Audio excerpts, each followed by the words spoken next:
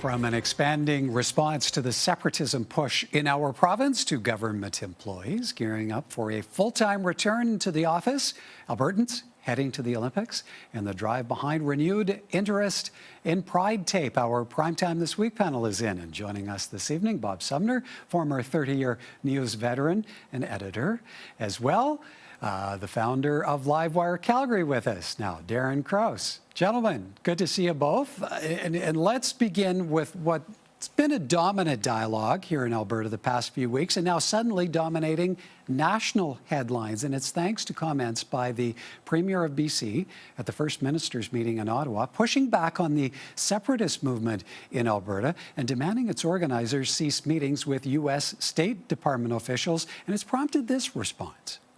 For private citizens, we have no authority to enter into agreements on behalf of anybody in Alberta. We're not entering into any agreements with the United States. We're not funded by the United States.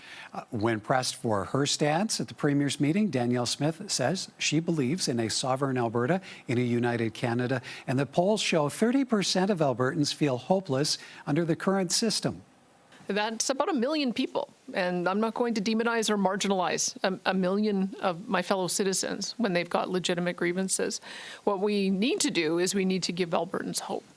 We need to show them, not just tell them, not just words, but with actions, that Canada can work. Now, Treaty 6 and 8 chiefs, meanwhile, sending a message to the Premier and Albertans that the province does not have the authority to secede from Canada and that the government needs to respect treaty rights as well. The talk of separation is stoking racial discrimination. The violence, the hate, the division that it has caused for our communities in our local towns, it's dangerous for our people to be going into the towns alone.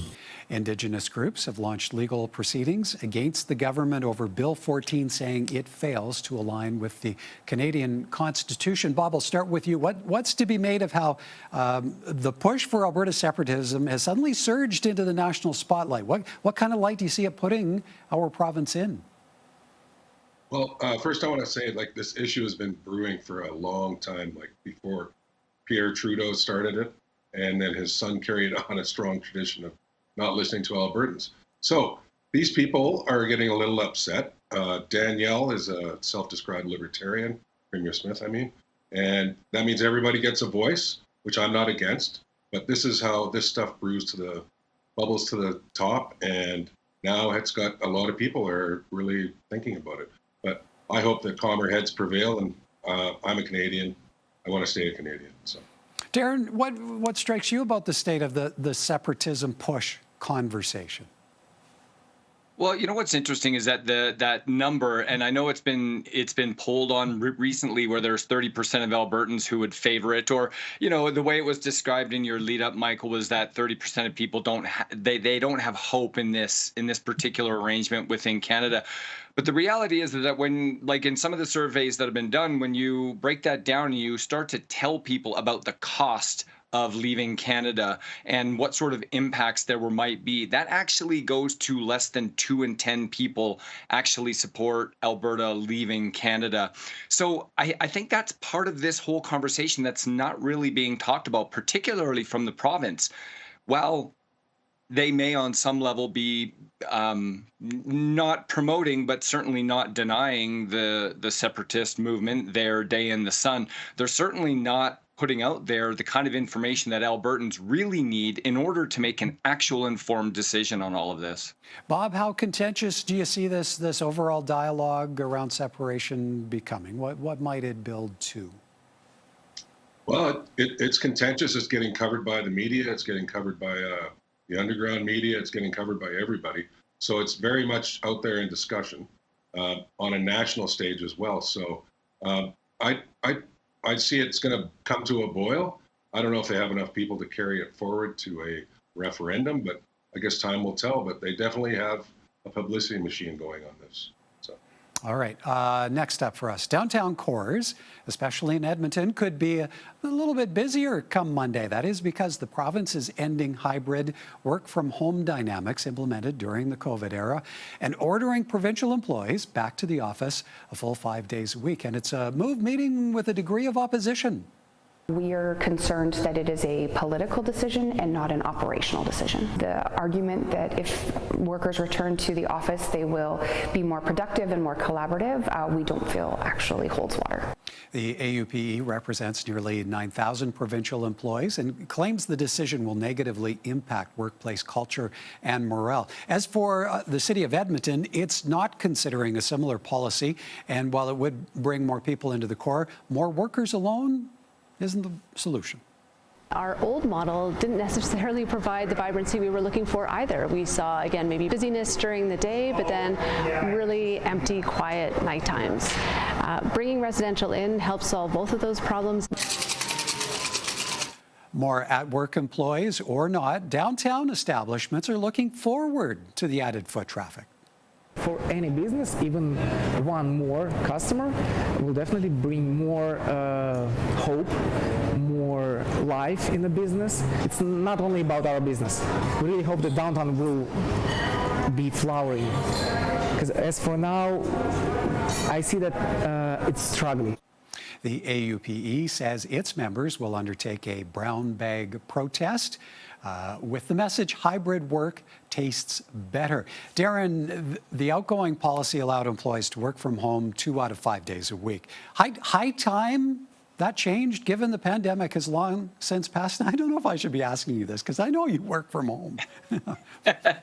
No, that's okay. I mean, maybe not high time it's done, but I'm not sure. Like the city of Calgary went to a little bit more of a hybridized situation, but and they want employees to work from the office a little bit more often. And there was some pushback from the union, but I think what needs to happen here is there needs to be sort of we've already got the hybridized approach, but what we want to have happen is in essential cases when employees are needed to be at the office, they should be there. And I think that's maybe where the conflict point is here, is that employees want to have the flexibility to set their own schedules and go into the office when they want versus work from home when they want. And where the city of Calgary sort of landed was, okay, but there are opportunities to still work from home, but when we need you in the office, or if you have a critical job that you need to be a part of a team, then you should be in the office. So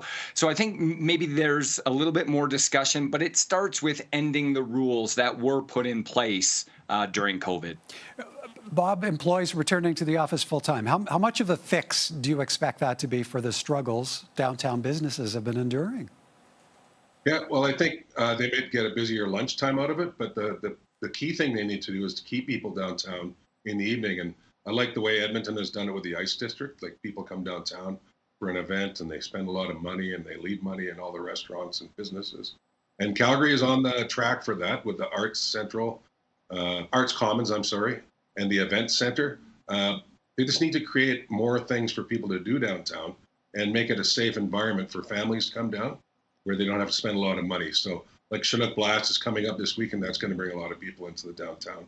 Folk Fest is putting on Block Heater next weekend. So, if you can do a lot of these things and bring people downtown and stay, they'll spend money. But I think most of these workers are taking their brown bags and sitting at their desk. So. There you go. All right. Time for us to take a bit of a break. But when we come back, Albertans set to make their mark at the Olympics and pumped up demand for Pride Day. More from our Primetime This Week panel in a moment. Welcome back. 1 week from today, the Winter Olympics will be underway in Italy, and Albertans will be there in a mix of capacities. It's starting to get real. I'm starting to get excited. Meet Dr. Ian Auld, medical director for the Calgary Flames. He's worked a multitude of international tournaments over the past 22 years, and now he'll be adding the Olympics to the resume. Lucky to be where I am, and I worked hard for it, but it certainly is a privilege. And he's not the only member of the family sharing in the privilege. Dr. Laura Benyon is already in Europe as Canada's women's hockey team doctor.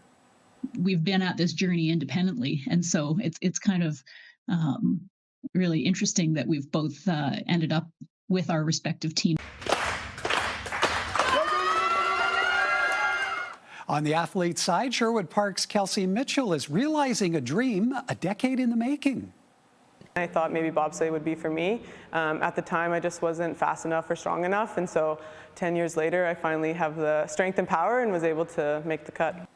Now, if Kelsey Mitchell's name is familiar, it's because she's already a two-time Olympian, winning track cycling sprint gold in 2020, and now joins a unique list of Canadian competitors.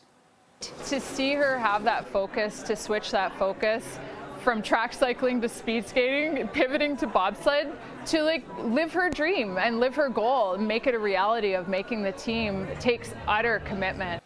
Kelsey Mitchell is the 14th Canadian to compete in both the summer and winter games. Darren, from physicians to dual sport athletes, how cool is it to have such a unique representation among the many Albertans wearing the maple leaf? I think it's fantastic, and this is just one of those things that I believe is rooted. You go back to the 1988 Olympics here in Calgary and the legacy, the athletic legacy that was brought here. It's provided so many opportunities for young athletes. I know that the one girl shared that she was on a 10-year journey. And I think that speaks to the kind of facilities and the foundation that have been built in Alberta over the years to produce such exceptional athletes in a variety of disciplines. Bob, how excited are you for the start of the games? Cheering Canada on based on that shirt. Well, hopefully bring back some American tears like they made fun of us. But I loved the Olympics. The 88 Olympics was actually my first job in broadcasting. So that's a long time ago. But I'll try and watch a little bit. I'll try not to think about the fact that this could have been our Olympics, but I guess I already am thinking about it. But I think it'll be a great thing to watch, and I'll try and catch as much as I can. All right, one more topic for us, and it's a new lease on life for a unique Alberta product, hockey tape, modified with a rainbow of colors to help make the sport more inclusive. Pride Tape came out of a research question I had 10 years ago was why are young gay male and bisexual boys dropping out of organized team sports at much younger ages than their heterosexual cisgender peers?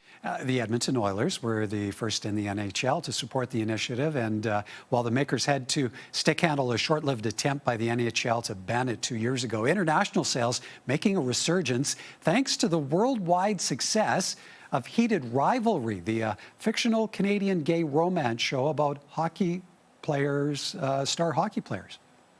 We've actually been seeing sales follow the trend of where the show is going. We're seeing more tape being sold at a time, and we're seeing it more globally. We're in conversation with the folks at Crave about partnerships. Who knows, maybe in season 2, Pride Tape might make its debut in an episode.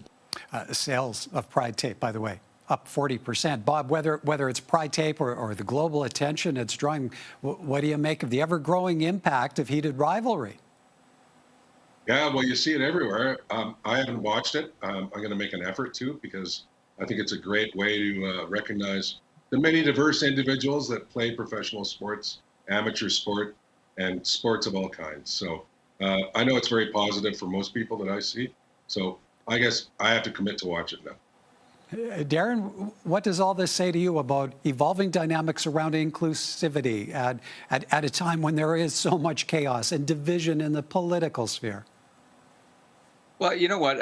I think for a long time, television, in a lot of ways, has been a very groundbreaking. You go back to the series Will and Grace, that kind of brought the first, gay characters, openly gay characters to television. And you start to see how that changes the narrative amongst the population. And so this is a really groundbreaking aspect in that it is exposing a little bit more about the different genders, the different personalities in professional sports, and I think it's only a good thing. It's usually ahead of where society is, and it kind of paves the way for things moving forward. All right, gentlemen, I think we have 15 seconds each for a winner or a loser. Real quick, Bob.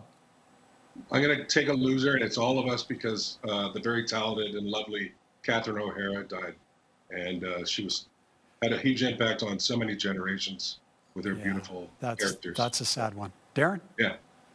Well, Bob actually took mine, to be honest with you, but that's okay.